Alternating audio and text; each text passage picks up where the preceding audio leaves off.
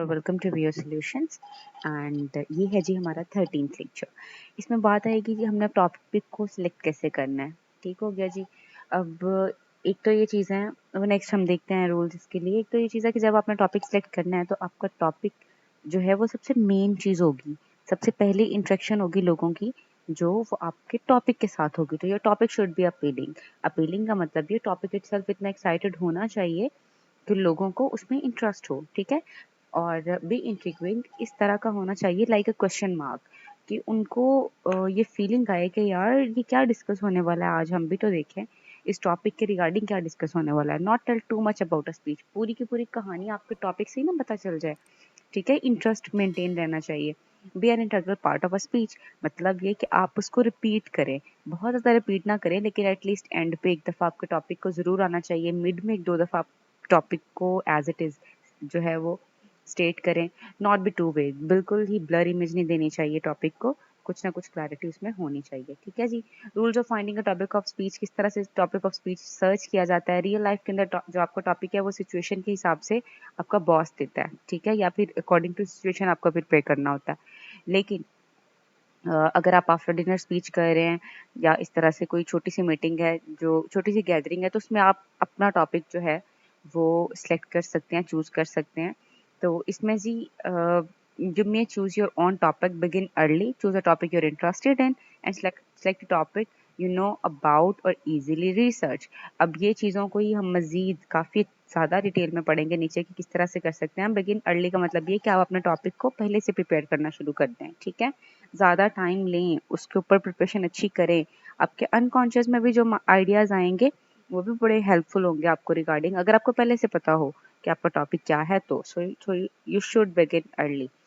तो आपने कैसा टॉपिक चूज करना है जो इंटरेस्टिंग है आपके लिए। अगर आप उसमें खुद ही इंटरेस्टेड नहीं है तो डू बिलीव आप जितनी मर्जी अच्छी प्रिपरेशन कर लें, लोगों के ऊपर ये तासुर जाएगा कि वो टॉपिक या तो आपको इंटरेस्टेड नहीं है या फिर वो टॉपिक इटसेल्फ इंटरेस्टिंग है ही नहीं।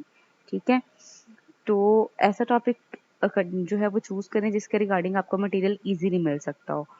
इजीली मटेरियल मिलने का मतलब ये है कि इंटरनेट के ऊपर जब आप उसको सर्च करें तो वो आपको डिफरेंट वेबसाइट्स उसके रिगार्डिंग नजर आए, सो दैट आप उन सब में से जो है वो इन्फॉर्मेशन अपने मतलब की गैदर कर सकें। Researching your topic, when you take a topic, आपको सबसे पहले उसके बारे में बहुत ज़्यादा इंफॉर्मेशन गैदर करनी होती है, कलेक्ट करनी होती है। ठीक है। The number of strategies and techniques can be use to gather and organise source materials for your speech. Different different sources हो सकते हैं जी। अब वो सोर्सेज क्या हैं जी, आप मटेरियल को गैदर कैसे करते हैं। जब आप कोई टॉपिक लेते हैं आपको उसके रिगार्डिंग एक्स्ट्रा इन्फॉर्मेशन चाहिए, और वो जो इन्फॉर्मेशन है वो हम किस तरह से गैदर कर सकते हैं। हम इंटरव्यूज कंडक्ट कर सकते हैं। ठीक है। हम किसी क्लियरिंग हाउस से या किसी पब्लिक रिलेशन ऑफिसर से बात कर सकते हैं। ठीक हो गया जी। हम कंसल्ट कर सकते हैं बुक से, मैगजीन से, जर्नल से, newspaper, television, radio programme, government documents, इन सब से। ठीक है। इसके अलावा हमारे पास मटेरियल ऑफ रिसर्च जो होंगे वो books, encyclopaedias, year books, periodicals. Periodicals में आपके पास जो है वो जर्नल्स, मैगजीन्स और न्यूज़पेपर्स आते हैं, गवर्नमेंट पब्लिकेशंस, कंप्यूटराइज्ड डेटाबेसेस, ये सब कुछ है। अब जी वन बाय वन सबको एक्सप्लेन किया हुआ है। जर्नल्स क्या है जी, journals are often published by professional association. ठीक है। और इनके अंदर जो आर्टिकल्स होते हैं वो उनमें ज़्यादातर जो है वो बिब्लियोग्राफिक होती है। ठीक है। और जो मैगजीन्स होते हैं ये जनरल ऑडियंस की तरफ से पब्लिश किए जाते हैं ज़्यादातर, और इनमें बहुत ही कम बिब्लियोग्राफी होती है। जो न्यूज़पेपर्स हैं ये जर्नल्स और मैगजीन्स की तरह ही होते हैं। ठीक है। पीरियोडिकल होते हैं वैसे ये भी। Periodical indexes allows you to find articles from newspaper. अगर आप उनका पीरियोडिकल इंडेक्स बना लें तो आपको आर्टिकल्स जो है वो फाइंड करने बड़े आसान हो जाएंगे। अ search of periodical index result in citation. ठीक है। पीरियोडिकल इंडेक्स की एक सर्च को आप क्या कहेंगे कि ये सिटेशन है, and citations identify the actual articles. ये एमसीक्यू भी आ सकता है कि जो सिटेशंस है वो आइडेंटिफाई किस चीज़ को करती हैं। इन जनरल 3 टाइप्स के होते हैं जी newspaper indexes. Individual newspaper indexes that include more than one newspaper। ठीक है। and general newspaper indexes that include one or more newspapers and often include the full text of newspaper article। ठीक हो गया जी। अब न्यूज़पेपर और magazine articles जो हैं ये क्या है जी, journals and magazines usually provide the most current information on a topic. ऐसा ही है जी, न्यूज़पेपर से आपको सबसे अपडेटेड जो है वो इन्फॉर्मेशन मिलती है किसी भी टॉपिक के रिगार्डिंग।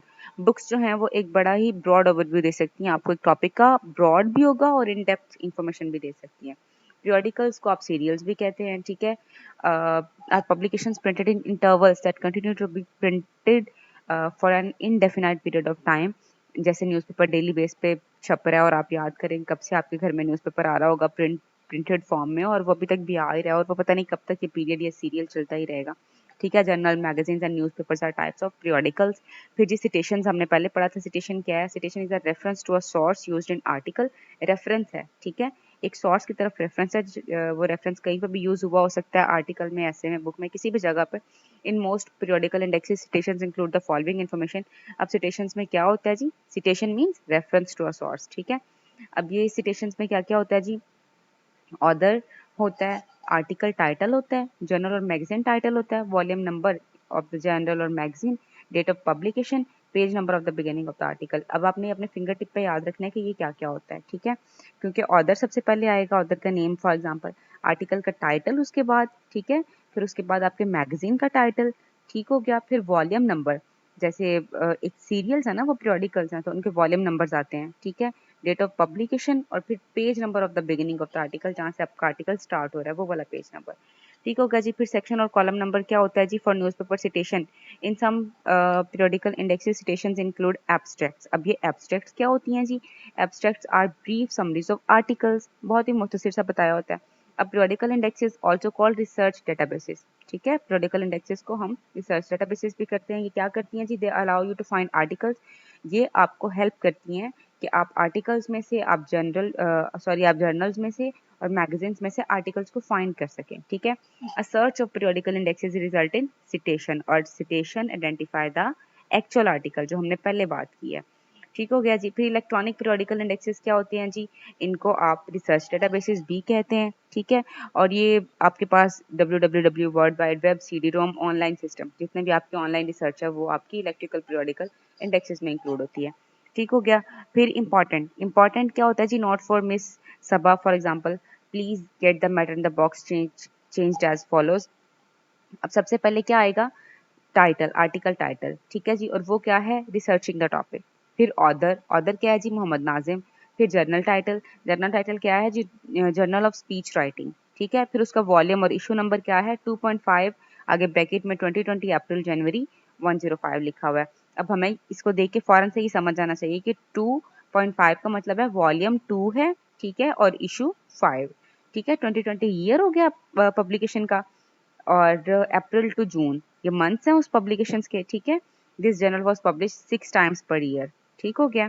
और फिर है जी आपके पास 105, मतलब वो first page of the article, जहां से आपका आर्टिकल स्टार्ट हो रहा है, ये उसका बिगिनिंग पेज हो गया, ठीक है। फिर रेफरेंस लाइब्रेरियंस हैं। अब reference librarians in general helpful but helping you research in specific job of the reference librarian. Reference librarian जो हैं, इनकी स्पेसिफिक एक जॉब होती है आपको इस तरह से हेल्प आउट करने की, अगर किसी का कोई मसला हो तो ये उसके उस टॉपिक के रिगार्डिंग उसे इन्फॉर्मेशन फाइंड करके देती हैं। वैसे भी लाइब्रेरियंस जो हैं वो आपको अच्छी इन्फॉर्मेशन दे ही देती हैं।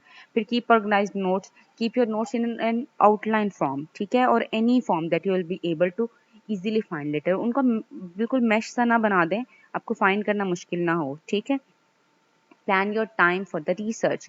आपका टाइम, अगर आपने टाइम से पहले उसको प्रिपेयर कर लिया होगा तो आपका अनकॉन्शियस आपको बड़ा हेल्प करेगा उस स्पीच पे, उस जो है वो आपकी, जहाँ पे आपने स्पीकर कम्युनिकेट करना है, उस कम्युनिकेशन के ऊपर आपका अनकॉन्शियस माइंड जो है वो बड़ा आपको हेल्प करेगा, अगर आपने टॉपिक टाइम से पहले प्रिपेयर कर लिया होगा, ठीक है जी। Stay organise and build your note files, organise as you go, जैसे जैसे आप बढ़ते जाएं, जैसे जैसे आप जो है वो मजीद इन्फॉर्मेशन इकट्ठी करते जाएं, वैसे वैसे उसको ऑर्गेनाइज करते जाएं, ठीक हो गया जी।